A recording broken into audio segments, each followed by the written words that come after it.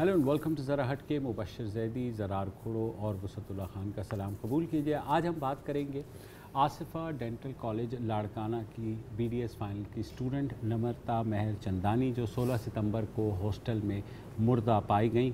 और उसके बाद जो इनिशियल रिपोर्ट्स थी वो ये थी, जो कि कॉलेज एडमिनिस्ट्रेशन की तरफ से भी और पुलिस से उन्होंने शक ज़ाहिर किया था कि शायद इनकी मौत जो है वो ख़ुदकुशी से हुई है। मगर जो फैमिली थी वो उस वक्त भी कह रही थी कि उनको शायद कत्ल किया गया है। उन्होंने शुबा ज़ाहिर किया था और ये भी कि उनके साथ शायद जिनसी ज़्यादती भी हुई है।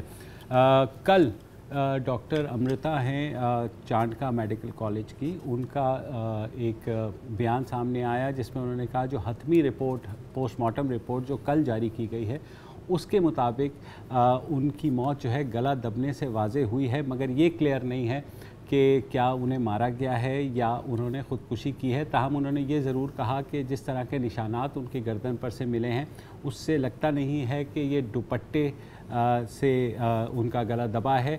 इससे लगता है कि ये गला जो दबा है ये किसी रस्सी से दबाया गया है।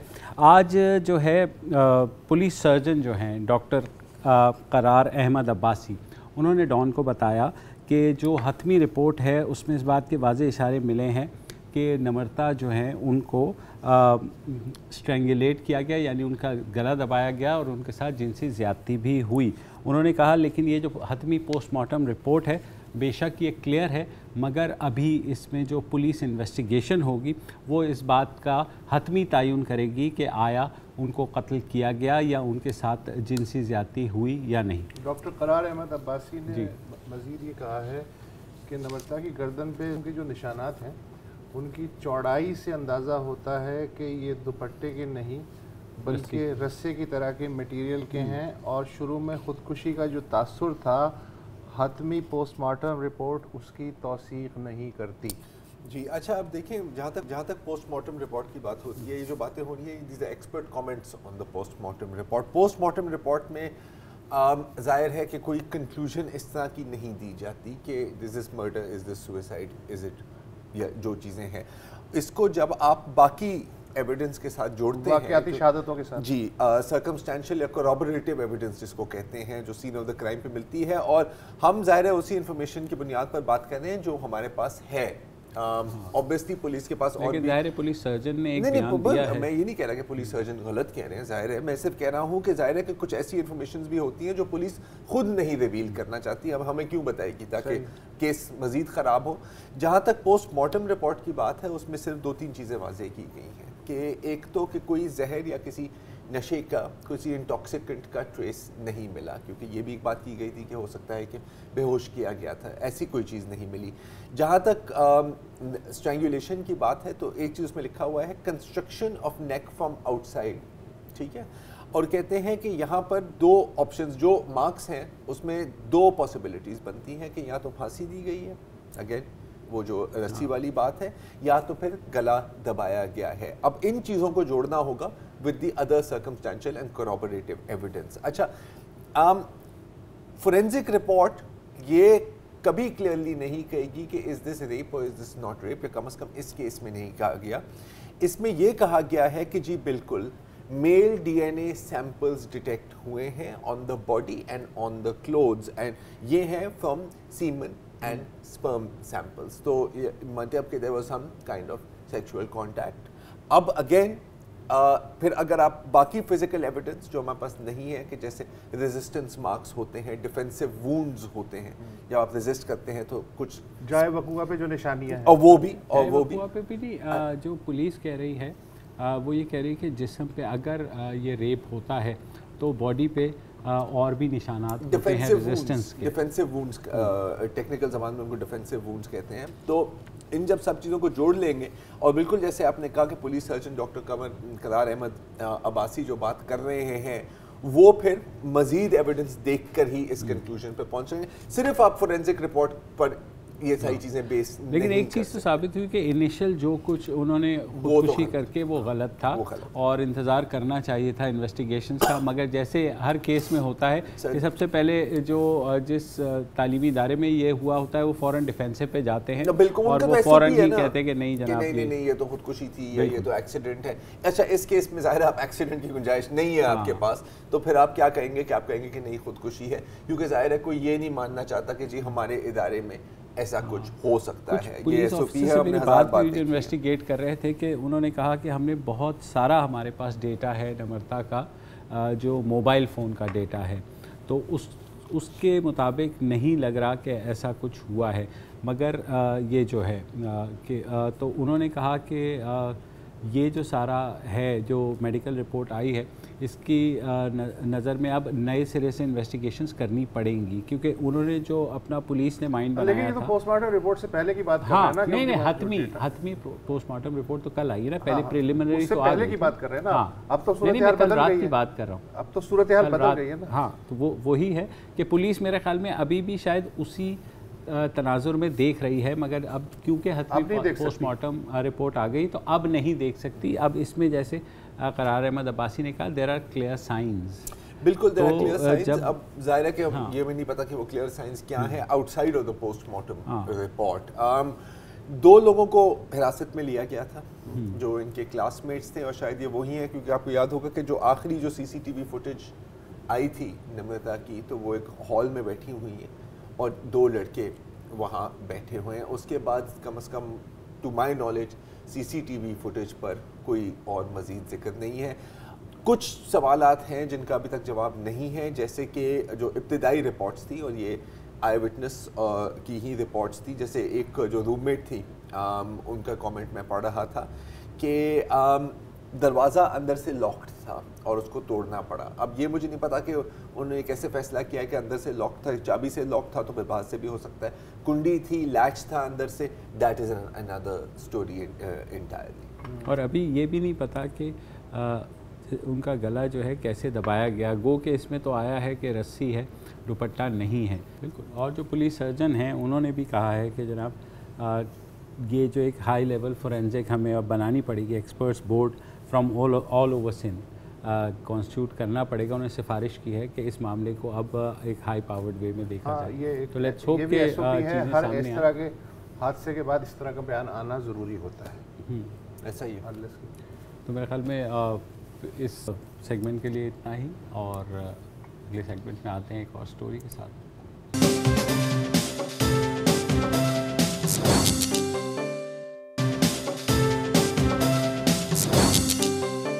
ویلکم بیک جی. اور اب تھوڑی سی بات کرتے ہیں جمہوریت کے بارے میں. اور جی ہاں مجھے پتہ ہے کہ سبھی بات کر رہے ہوتے ہیں، آزادی مارچ بھی چل رہی ہے اور مارچ میں جو شرکت کر رہے ہیں وہ بھی جمہوریت کو بچانے کے چکر میں ہی ہیں، اور حکومت کا بھی کہنا ہے کہ جی وہ بھی جمہوریت کی دفاع میں ہی کھڑے ہوئے ہیں.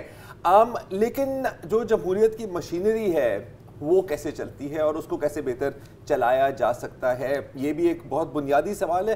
حالانکہ کبھی کبھی اس کے جو جواب ہے وہ کافی آپ کو بورنگ بھی لگ سکتے ہیں. ایک بہت مشہور کہاوت ہے کہ the cure for the problems of democracy is more democracy. لیکن اس more democracy کو لائیں کیا؟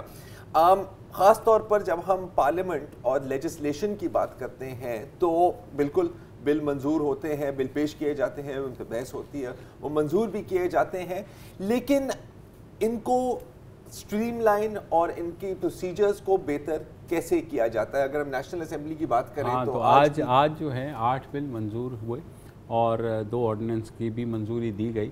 تو وہ جس سپیڈ میں ہوئے 20 منٹ کے اندر یہ جو لیجسلیشن اپروو ہوئی، اپوزیشن نے شور بھی مچایا کہ جناب اس پہ بحث تو کروا 8 بل 20 منٹ میں. ہاں تو وہ T20 چل رہا تھا نا. تو وہ اور یہ کوئی پہلا واقعہ نہیں ہے. آپ پرانے حکومتوں میں بھی دیکھیں جو بلڈوز کرانا ہوتا ہے وہ اسی طرح سے بل آتا ہے اور وہ باقاعدہ سیٹنگ ہوتی ہے کہ حکومتی اراکین زیادہ تعداد میں ہوں گے، 2-4 اپوزیشن والوں کو کہتے ہیں کہ یار ذرا ادھر ادھر رہنا، تو کر کے وہ بل پاس ہو جاتا ہے. پھر اپوزیشن شور مچاتی ہے کہ یہاں دیکھیں بحث نہیں ہوئی. گو کے کمیٹیز کے اندر بحث ہوتی ہے مگر ایوان کے اندر اچھا بحث ویسے ہو کیسے؟ اپوزیشن کا یہ جو مطالبہ یہ میری سمجھ میں نہیں آتا، خود ہی شور مچا رہے ہیں. ایجنڈے کی کاپیاں پھاڑ رہے ہیں اور یہ بھی کہہ رہے ہیں کہ بحث نہیں ہو رہی. یہ چلے یہ ایک الگ بحث ہے, ٹھیک ہے. وہ ٹاک شو میں نہیں ہوتا وقفے کے دوران, یہی ہوتا ہے. چلے یہ بھی کام وقفے میں ہی ہو رہا ہے. اچھا, اب 18ویں ترمیم کے بارے میں ظاہر ہے کہ بہت لوگ بات کرتے ہیں.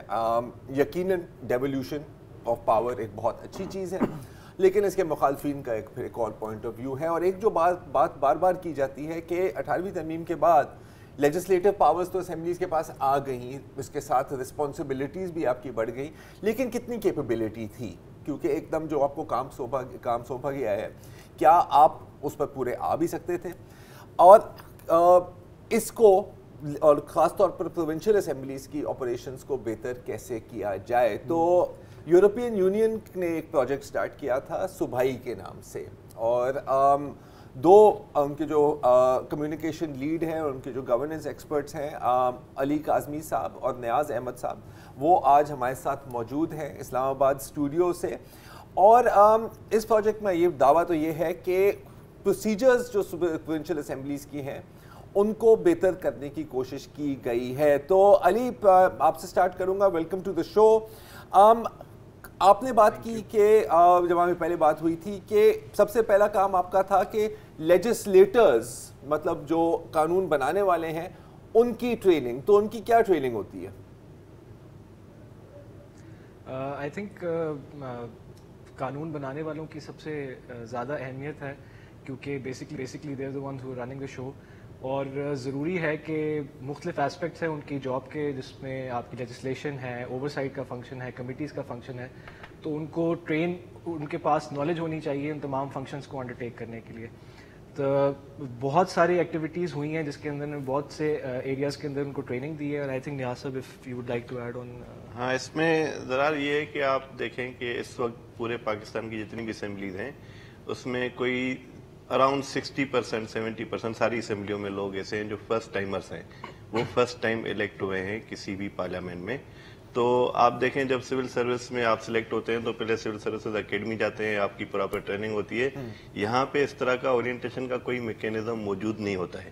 تو ہمارے پروجیکٹ کا ایک اہم ایسپیکٹ یہ تھا کہ ہم نئے آنے والے پارلیمنٹیرینز کو سب سے پہلے تو اورینٹ کریں, جو کہ ان کے سیکریٹریٹ کا کام ہونا چاہیے, ان کے اداروں کا کام ہونا چاہیے. لیکن آپ کو پتہ ہے کہ کیپیسٹی کے ایشوز یہاں پہ بہت ہیں. تو یہ کام ہم نے اسمبلیوں کے ساتھ مل کے کیا تھا کہ نئے آنے والے ممبرس کو ان کے رولز, ان کے پریویلیجز, ان کا فنکشنز, اس کے بارے میں ٹریننگ دی. اس کے بعد بہت ساری چیزیں ایسی ہوتی ہیں جیسے کمیونیکیشن ہے, لیجسلیشن کے بیسکس ہیں, بہت تھیمیٹک ایریاز ہیں جیسے سسٹینیبل ڈیولپمنٹ گولز کیا ہیں, پاکستان کی کمٹمنٹس کیا ہیں انٹرنیشنل, آپ کی جو قانون سازی کے لیے جو پری ریکویزٹس ہوتے ہیں وہ کون کون سے ہیں, وہ ان کو معلوم ہے کہ نہیں ہے. تو اس طرح کے تمام ٹاپکس پہ ہم نے ان کی انیشل ٹریننگز کروائیں, پھر اس کے بعد فالو اپس کروائے چاروں صوبوں میں. اچھا, اب جب ہم بات کریں اور کمیٹیز کی, اور آپ نے بھی ذکر کیا کہ قانون آتا ہے کمیٹیز میں جاتی ہے. اب مین جو فنکشن ہوتا ہے کسی بھی اسمبلی میں جہاں پر جو فائن ٹیوننگ ہوتی ہے وہ ہوتی ہے کمیٹیز میں. تو جہاں تک کمیٹیز کی پروسیجرز اور پریکٹسز ہیں, وہاں پر کیا کام ہوا ہے اور ابھی کیا کام مزید رہتا ہے؟ دیکھیں, کمیٹیز کو ڈیولپڈ ڈیموکریسیز میں کہتے ہیں کہ یہ پارلیمنٹ کے آئیز اینڈ ایئرس ہیں, کہ اصل کام جو ہے جو آپ کا پلینری ہوتا ہے وہاں پہ تو شو ہوتا ہے, وہاں پہ تو آپ کی ڈیمانسٹریشن ہوتی ہے, لیکن پراپر جو بیک گراؤنڈ کام ہوا ہوتا ہے, جیسے آپ نے ابھی آرڈیننسز اور آج کے بلز کی بات کی, تو ان پہ ہونا یہ چاہیے کہ 2 4 6 مہینے ہر بل کے اوپر اس کی متعلقہ کمیٹی میں بحث مباحث ہونے چاہیے. تو ہمارے پروجیکٹ کا ایک اسپیکٹ یہ بھی تھا کہ ہم کمیٹیز کی ایفیکٹونیس کو کیسے بڑھا سکتے ہیں. اور کمیٹی کا رول صرف اس تک محدود نہیں ہے کہ وہ قانون سازی کو ریویو کریں یا قانون بنانے سے پہلے, لیکن اس کے بعد اس کی امپلیمنٹیشن کی اوور سائٹ بھی کریں. ہمارے ہاں یہ ہوتا ہے انفارچونیٹلی ساری اسمبلیوں میں کہ رولز کو سسپینڈ کر کے یا ایسے رولز بنائے جاتے ہیں کہ کمیٹی کو بل ریفر ہی نہ ہو, کمیٹی تک وہ بات پہنچے ہی نہ. تو ہم نے یہ کوشش کی ہے کہ کمیٹیز کی جو کیپیسٹی ہے اس کو اس طرح بہتر بنایا جائے کہ کمیٹیز کے پاس جب بزنس آتا ہے تو ممبرز اس قابل ہوں کہ وہ اس کو ریویو کر سکیں, اس کو دیکھ سکیں, اور after the legislation is passed اس وقت بھی وہ دیکھ سکیں کہ اب اس کو امپلیمنٹ کیسے کرانا ہے. آپ کو معلوم ہوگا کہ پاکستان میں سب سے بڑا مسئلہ لیجسلیشن سے بڑھ کر یہ ہے کہ لیجسلیشن امپلیمنٹ نہیں ہوتی, تو وہاں پہ ممبرس کا اوور سائٹ کا فنکشن آ جاتا ہے کہ how to monitor the implementation of any بل.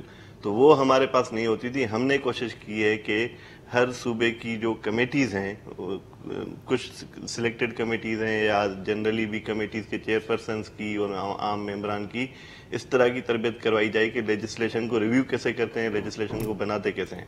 پھر آپ نے دیکھا ہوگا کہ لیجسلیشن زیادہ تر ہمارے پاس آتی ہے ٹریجری بینچز سے, جو لا ڈپارٹمنٹ ان کو پاس کر کے دیتا ہے. اس کے وہ 18 سم تھنگ کی لینگویج, اس میں ویئر از, دس از, اس طرح کی لینگویج ہوتی ہے. تو اس کو پرو پیپل کیسے بنایا جا سکتا ہے لیجسلیشن کو, اس پہ ہم نے کچھ اسٹینڈرڈس, منیمم اسٹینڈرڈس انٹروڈیوس کرانے کی کوشش کی ہے لیجسلیٹو ڈرافٹنگ مینولس کی صورت میں, اور اس طرح کے جو پروسیجرس ہیں کہ جب لیجسلیٹر کوئی لا ایکسپرٹ نہیں ہے, وہ قانون, ہر لیجسلیٹر کے پاس قانون کی ڈگری نہیں ہے, تو وہ اگر قانون سازی میں حصہ لے تو کون کون سے منیمم اسٹینڈرڈس کو فالو کرنا چاہیے ان کے لیے. چلیے آپ لوگ بڑا اچھا, یہ تو ایک انیشیٹو, کیونکہ ہم 2 روز قبل بات کر رہے تھے سندھ میں ایم پی ہیں ندا کھوڑو, انہوں نے ایک بڑا لینڈ مارک قسم کا بل پیش کیا جو اسٹوڈنٹ یونینز کی بحالی کا. اچھا, جب ہم نے ان سے پوچھا کہ اب آپ کیا کریں گی, تو انہوں نے کہا کہ اب میں جاؤں گی لا ڈپارٹمنٹ کے پاس اور اب میں جا کر کے چیک کروں گی کہ اس کا کیا ہو سکتا ہے, اس کا لیگل وے میں کس طرح ہو سکتا ہے. تو یہاں میرے خیال میں ہم جو ہے گھوڑا وہ بگی کے پیچھے باندھ رہے ہیں, تو اس لیے اس طرح کی ٹریڈنگ بہت ضروری ہے. آپ سے بات چیت جاری رہے گی ایک وقفے کے بعد.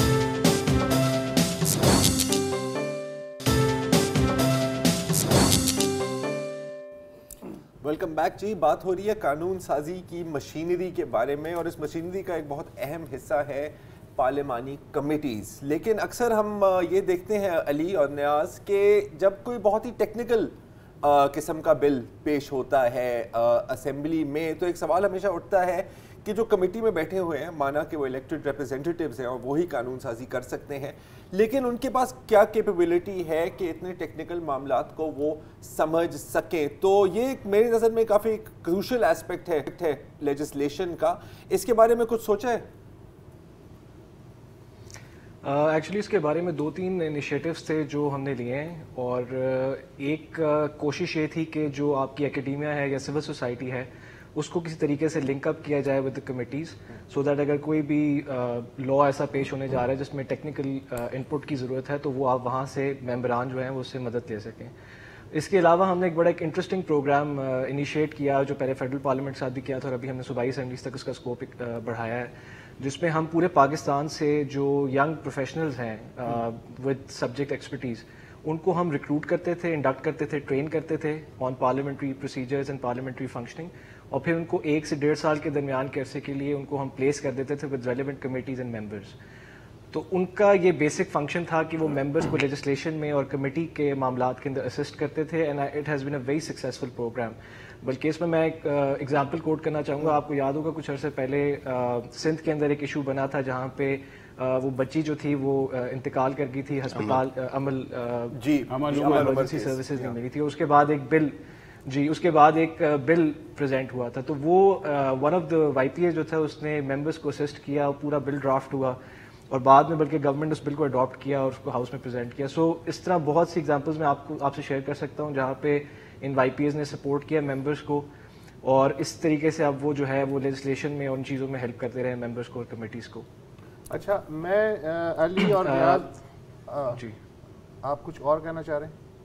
نہیں آپ اچھا, میں آپ سے یہ جاننا چاہ رہا تھا کہ جیسا کہ امریکی کانگریس میں ہم دیکھتے ہیں کہ ہر کانگریس مین یا سینیٹر جو ہے اس کا اپنا ایک آفس ہوتا ہے, عملہ ہوتا ہے, اس میں کچھ والنٹیئرز ہوتے ہیں جو لیجسلیشن میں اس کی مدد کرتے ہیں, اسے جو ریفرنسز چاہیے ہوتے ہیں ڈیبیٹ کے لیے وہ جمع کرتے ہیں, باقاعدہ ریسرچرز ہوتے ہیں کہ لمبا چوڑا پیرافرنیلیا. ظاہر ہے پاکستان جیسی جمہوریت میں یہ اتنا لمبا چوڑا کام ممکن نہیں ہے, اور مجھے یہ بھی نہیں معلوم کہ آپ کا جو ٹریننگ ماڈیول ہے وہ کیا ہے.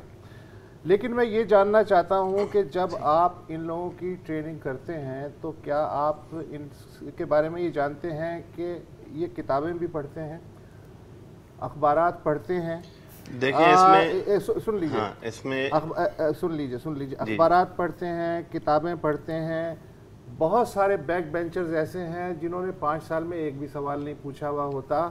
عام طور پہ لیجسلیٹرز کی ذہنیت یہ ہوتی ہے کہ جو قائد ہوتا ہے وہ کہتے ہیں سائیں جو آپ فیصلہ کریں گے ہمیں منظور ہے، ہمارے بیہاف پہ آپ جو ہے کام کر لیں. حتیٰ کہ جو بل ڈرافٹ کیے جاتے ہیں جو وہ منظور کرتے ہیں ہاتھ کھڑا کر کے یس اور نو کی صورت میں، وہ بھی پورے نہیں پڑھے جاتے. تو اس طرح کے ماحول میں آپ کا ٹریننگ ماڈیول کیا ہے؟ کس طرح آپ انہیں بتاتے ہیں کہ بھائی صاحب ہم آپ سے کیا چاہ رہے ہیں، ہماری ایکسپیکٹیشنز کیا ہیں؟ دیکھیں ایک ایسپیکٹ ہے جو اس میں کور کرنا چاہوں گا. ہم کوئی بھی کام جو ہے وہ آئسولیشن میں، ہم نے ہمارے پروجیکٹ کا ایک جو بیسک گول ہے اس کو آئسولیشن میں ہم رن نہیں کرتے یا ایکسٹرنلی ہم اس کو امپلیمنٹ نہیں کرانے کی کوشش کرتے. ہم کچھ نہ کچھ ایسپیکٹ اس کا سسٹینیبل رکھتے ہیں. تو اس کے اندر Pakistan Institute of Parliamentary Services کے ساتھ مل کے ہم یہ اس کی ٹریننگ اور اس کی انڈکشن کا پروسیس کرتے ہیں. اور اس کے اندر مختلف ایسپیکٹس ہیں جس طرح کمیٹیز ہیں، لیجسلیشن ہے، ہر سبجیکٹ کے اوپر ان کو ٹرین کیا جاتا ہے. اور ایون اس کا جو انڈکشن کا ماڈل ہے وہ بہت الیبریٹ ہے اور اس کو بہت تھوڑا سا ایک ایگزامپل آپ کو دوں کہ پورے پاکستان سے تقریباً 11-12 ہزار اپلیکیشنز ریسیو ہوتی ہیں، جس کے بعد اس میں سے ٹوٹل 40 یا 50 لوگ سلیکٹ ہوتے ہیں پورے پروسیس کے بعد. تو آپ امیجن کر سکتے ہیں کہ کتنے زیادہ اس کے اندر جو ہے وہ اس کو وہ کیا جا سکتا ہے. جہاں تک ممبرس کی بات ہے، ممبرس کی فیسیلیٹیشن ہے. مین کام آبویسلی ممبرس ہی کریں گے، اس کے اندر صرف فیسیلیٹیشن ہے کا اسپیکٹ ہے. تو وہ جو اس طرح نیاز صاحب نے پہلے مینشن کیا کہ ممبرس کی ٹریننگ ہے، تو یہ دونوں چیزیں ہم سائڈ بائی سائڈ لے کے چلتے ہیں. اس کی وجہ سے جو بہت سے آپ کا جو سوال ہے آئی تھنک پتہ نہیں اس کو ایڈریس کر پا رہا ہوں کہ نہیں کہہ رہا کہ، لیکن وہ ممبرس کی جو لیجسلیٹرس کی ٹریننگ ہے وہ ایک الگ ایسپیکٹ ہے، اور ان ریسورس جو ہم پرووائڈ کرتے ہیں یہ بالکل دونوں چیزیں سائملٹینیسلی چلتی ہیں. اس میں وسعت اللہ آپ نے امریکن سینیٹرز کی مثال دی. ان کے پاس تو بڑے زبردست قسم کے آفیسز اور اسٹاف ہوتے ہیں. ہمارے ہاں آپ کو پتا ہے کہ انڈیویڈول ایم پی اے کے پاس اپنا بیٹھنے کا آفس بھی نہیں ہے. انہوں نے کسی نہ کسی بیوروکریٹ کے آفس میں جا کے فون کال کرنی ہوتی ہے یا وہاں جا کے بیٹھ کے ان سے کوئی سروسز لینی ہوتی ہیں. انڈیویڈول ایم پی ایز کا کوئی آفس نہیں ہے آپ کے کسی بھی اسمبلی میں. منسٹرز کا آفس ہو سکتا ہے، پارلیمنٹری جو چیئرپرسنس ہیں کمیٹیز کے ان کا ہو سکتا ہے. عام ایم پی اے اگر کوئی بیٹھ کے 8 گھنٹے کام کرنا چاہے اور ریسرچ کرنا چاہے یا لیجسلیشن کرنا چاہے یا کانسٹیٹوئنسی کو آؤٹ ریچ کرنا چاہے اپنی، اس کے پاس کوئی فیسلٹیز نہیں ہیں. اور جو ان کی جو تنخواہیں اور مراحت ہیں اس پہ بہت شور مچتا ہے پاکستان میں. آپ نے دیکھا ہوگا کہ ہمیشہ جب بھی کسی ایم پی ایز کی سیلری بڑھ گئی تو ہم شور مچاتے ہیں، لیکن ان کے اگر آپ بینیفٹس کمپیئر کریں ہماری بیوروکریسی کے ساتھ تو بہت کم ہیں. تو ود ان دوز ریسورسز وہ اپنا کوئی اس طرح کا آئیڈیل کام نہیں کر سکتے. ہم جیسے جو باہر سے پروجیکٹس آتے ہیں وہ ان کو صرف اسس کر سکتے ہیں، ان کو تھوڑا سا بوسٹ دے سکتے ہیں کہ وہ اپنا کام اگر کرنا چاہتے ہیں تو وہ کس طرح بہتر انداز میں کر سکتے ہیں. اور ظاہر ہے کہ آپ نے بالکل درست پوائنٹ آؤٹ کیا کہ ریڈنگ کلچر نہیں ہے، تو اس کو ہم پروموٹ کرنے کی کوشش کرتے ہیں کہ ان کو چیزوں کو انگلش میں سے اردو میں ٹرانسلیٹ کراؤ، سندھی میں ٹرانسلیٹ کراؤ، مختلف زبانوں میں ان کو ان کی زبان میں سمجھانے کی کوشش کریں. اچھا، بہت سی لیجسلیشنز ایسی ہوتی ہیں جو میرا مشاہدہ بلکہ ہم تینوں کا ہی مشاہدہ ہے، جو آن پیپر بہت اچھی ہوتی ہیں اور وقت کے اعتبار سے بھی صحیح ہوتی ہیں، مگر ان کے تحت جو رولز بننے ہوتے ہیں ان میں شاید مہینوں یا بعض اوقات سالوں لگ جاتے ہیں، جس کی وجہ سے امپلیمنٹیشن کا ایشو آتا ہے. تو کیا آپ اس طرح سے بھی پارلیمنٹیرین سے بات کرتے ہیں کہ جناب ایک دفعہ آپ نے بنا لیا، ایک لیجسلیشن بنا لیا، اب اس پہ جو عمل درآمد ہے وہ ظاہر رولز کے تحت ہوگی، اس لیجسلیشن کے تحت نہیں ہوگی؟ کیا فالو اپ بھی کریں؟ نہیں، اس کے اندر دو ایسپیکٹس ہیں. ایک تو اس کے اندر اوور سائٹ کا ایسپیکٹ ہے، کیونکہ جب ایک دفعہ ایک بڑا قانون بن گیا اس کے بعد جو چھوٹا قانون جسے آپ سبارڈینیٹ لیجسلیشن کہتے ہیں وہ ڈپارٹمنٹس کی ڈومین میں چلا جاتا ہے. اوور سائٹ کا اصل کام تو یہی ہے کہ ہر ریلیونٹ کمیٹی بیٹھ کے اس کو ریویو کرے تھوڑے عرصے بعد کہ یہ قانون بنا تھا، کیا متعلقہ اداروں نے اس قانون کی کوئی فالو اپ کیا ہے، اس کے اوپر جو پالیسیز لاز بنے تھے وہ بنے ہیں یا نہیں بنے، اور اگر بنے ہیں تو وہ کتنے افیکٹو ہیں اور کیا وہ یوزفل ہیں. اسی کے ساتھ میں ایک اور ایسپیکٹ تھوڑا سا کنیکٹ کرنا چاہ رہا ہوں کہ بہت سے ایسے لاز ہوتے ہیں جو کہ بن جاتے ہیں اسمبلیز کے اندر، جس میں اوبویسلی ایک تھاٹ پروسیس تو جاتا ہے، بٹ لیٹ سے if I am a stake holder, میں پبلک کا ایک آدمی ہوں، میں اسٹیک ہولڈر ہوں اور میں ایجوکیشن ڈپارٹمنٹ لیٹ سے کام کر رہا ہوں. مجھے پتا ہے کہ ڈپارٹمنٹ کی اپنی کیا پرابلمز ہیں، کیا لمیٹیشنز ہیں، اور مجھے لگتا ہے قانون اس کو ایڈریس نہیں کر رہا. تو اس کے اندر ایک ایسپیکٹ ہے جس سے ہم لوگ پارلیمنٹری ٹرمز میں پبلک پٹیشنز کا نام کہتے ہیں. یہ رولز کے اندر ایگزسٹ کرتا ہے تمام اسمبلیز کے اندر. سینٹ نے اس کو آن لائن کیا تھا پچھلی ٹرم کے اندر, اور ہم نے اب اس کو ایکسپینڈ کیا ہے ان the provincial assemblies.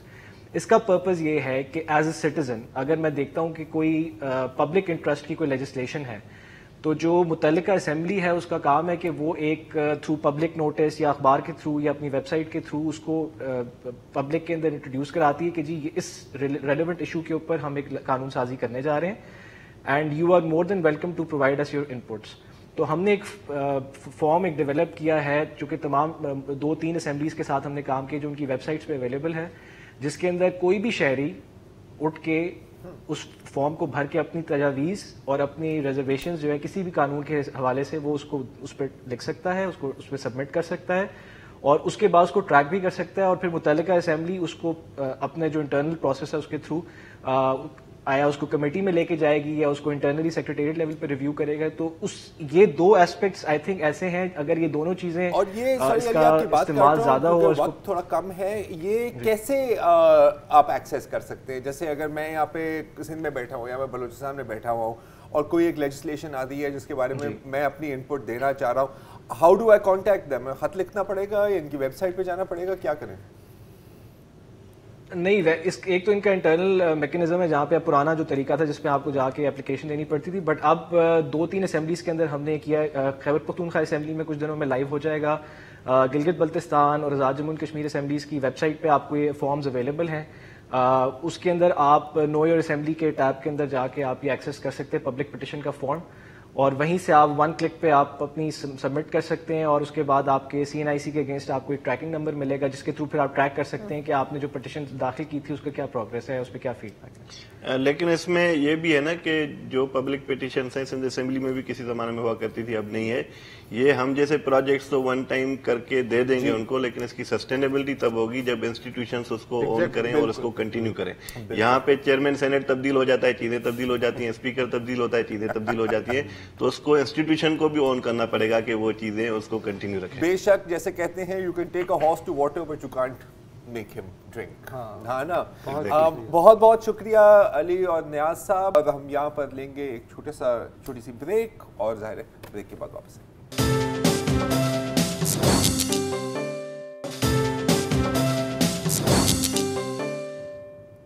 Welcome back. اور جب سے دنیا میں ایگزامز اور ٹیسٹ کا سلسلہ شروع ہوا ہے تو اس کے ساتھ ساتھ ہی چیٹنگ کا سلسلہ شروع ہو جاتا ہے, اور کوئی اتنے ماہر چیٹر ہوتے ہیں کہ جب آپ ان کے بارے میں پڑھیں, ان کی طریقہ کار کے بارے میں پڑھیں, تو آپ کہتے ہیں کہ یار اگر آپ نے اتنی ہی مطلب اس کی 10% ذہنیت اپنے کام پہ لگا لی ہوتی, پڑھائی پر لگا لی ہوتی, تو آپ کو کبھی چیٹنگ کی ضرورت ہی نہ ہوتی.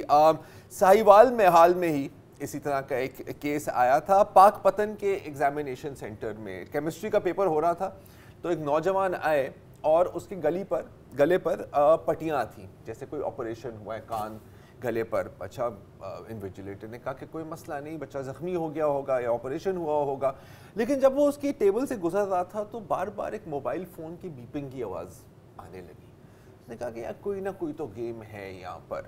تو اس کو اٹھایا وہاں سے, اور جب اس کے بینڈیجز انریپ کیے تو کیا پتہ لگا کہ جوان نے اپنی سکن کو کاٹ کے اس کے اندر موبائل فون کی تار دی ہوئی تھی, مائکرو فون کی, اپنے کان میں اٹیچ کی ہوئی تھی, اور موبائل فون اپنے بغل میں رکھا ہوا تھا. مطلب کہ کوسچن آتا تھا تو اس کے دوست باہر سے اس کو کال کر کے اس کے کان میں ڈال دیتے تھے. اس سے پوچھا گیا کہ آپ نے یہ کیسے کیا, تو اس نے کہا کہ یار یہ ایک ڈسپینسر ہے میرے جاننے والا, اس کو میں نے کہا کہ یار یہ تم میرے پہ آپریشن کر دو. مطلب اپنے آپ کو بایونک مین بنا دیا اس نے ایگزام پاس کرنے. محنت نہیں کی, محنت اتنی نہیں کی کہ اس نے فون کو میوٹ نہیں کیا. تو کہتے ہیں نا کہ عقل کے لیے بھی عقل کے لیے بھی عقل ضرورت ہوتی ہے. بہرحال اگر انجینئرنگ کا ایگزام دے رہا ہوتا تو میں کہتا کہ اس کو ویسے ہی پاس کر دو, لیکن وہ تھا کیمسٹری کا ایگزام. تو اسی بہانے میں نے کہا کہ کچھ بڑی انٹرسٹنگ چیٹنگ ٹیکنیکس پوری دنیا میں استعمال ہوتی ہیں. جیسے یہ ایگزامپل ہے گواٹے مالا سے, اور یہ ہے کہ جی آپ کو ایگزامینیشن ہال میں مٹیریل لانے کی کیا ضرورت ہے. جب ایگزامینیشن ہال کے باہر جو کھمبا ہے اس کو ہی آپ کور کر دیں آنسرز کے ساتھ, تو all you have to do is کہ تھوڑا سا کھڑکی کے بعد جھانک رہے ہو اور آپ نے ایگزامینیشن پاس کر لی. لیکن فرض کریں کہ ایگزامینیشن ہال میں کھڑکی نہیں ہے, کوئی بات نہیں, اگر آپ کے لمبے بال ہیں تو آپ یہ ٹیکنیک بھی استعمال کر سکتے ہیں. جو دوسری ٹیکنیک دکھائیں پلیز, کہ جس میں ایک شخص, جی ہاں یہ دیکھ رہے ہیں ڈریڈ لاک, جیسے باب مارلے اسٹائل میں اس کے بال ہیں. لیکن ہر اسٹرینڈ کے اندر آنسر شیٹ بھی ہے. تو مطلب بندہ کانسنٹریشن میں اپنے بالوں کے ساتھ کھیل رہا ہے لیکن ایکچولی وہ اپنی آنسر شیٹ پڑھ رہا ہے. اچھا اگر آپ کے چھوٹے بال ہیں یا وسط صاحب اگر آپ سوچ رہے ہیں کہ میں کیا کروں اس حالت میں اگر مجھے ایگزام دینا پڑے, تو اس کا بھی کوئی مسئلہ نہیں ہے. بال چھوٹے ہوں یا بڑے, پیاس تو کسی کو بھی لگ سکتی ہے, لیکن جوس باکس آپ کا پھر تھوڑا سا ایسے ہونا چاہیے کہ اس کو کھولو تو اس کے اندر بھی مارک شیٹس ہیں. لیکن یہ بھی پھر بھی چلو اڈیپٹیشنز ہی ہیں. جو سب سے زیادہ جو کریٹو چیٹنگ ٹیکنیک جو میں نے دیکھی ہے اس فہرست میں وہ ہے اس صاحب کی. یہ آپ ذرا دیکھیں, ذرا غور سے دیکھیں, دونوں ہاتھ اس کے لگ رہے ہیں نا کہ ٹیبل کے اوپر ہے, وہ اس کا فیک ہاتھ ہے اور اصل ہاتھ اس کا نیچے موبائل فون پڑ رہا ہے. یہ ہوتی ہے کریٹیوٹی اور یہی ٹیکنیک اس نے بھی استعمال کیا. میں خیال اگر ہمارے سائیوال والے دوست نے یہی پہلے دیکھ لیا ہوتا, اگر ہم نے یہ شو پہلے کر لیا ہوتا تو کھال کاٹنے کی ضرورت, بیچارے کو کان کاٹنے کی اور ابھی ناک کٹوانے کی بھی ضرورت نہ پڑتی. تو پاک پتن کا بچہ تھا نا, پاک پتن کا بچہ. پاک پتن والے خاصے انوویٹو ہوتے ہیں. دیکھ رہے ہیں آپ, دیکھ رہے ہیں کہاں تک آپ پہنچ جاتے ہیں. جی ہاں جی, یہ تو بالکل. اینی وے بہرحال آج کے لیے اتنا ہی جی, اجازت دیجیے, خدا. السلام علیکم. اگر آپ کو ہمارے شو پسند آیا ہے تو پلیز ہمارے یوٹیوب چینل کو سبسکرائب کریں, اور اگر مناسب سمجھے تو اس ویڈیو کو لائک بھی کر لیں, تو کوئی حرج نہیں ہے, اور شیئر بھی کر لیں اور کمنٹ بھی کر دیں جی, ورنہ وہ سب ایسے ہی لکھتے رہیں. اور یہ جو دونوں کہہ رہے ہیں یہ کر لیں جی پلیز, نہیں تو ہمیں بھی گھر جانا ہے, میں آپ کے کمپیوٹر میں نہیں رہنا 24 گھنٹے. صحیح بات.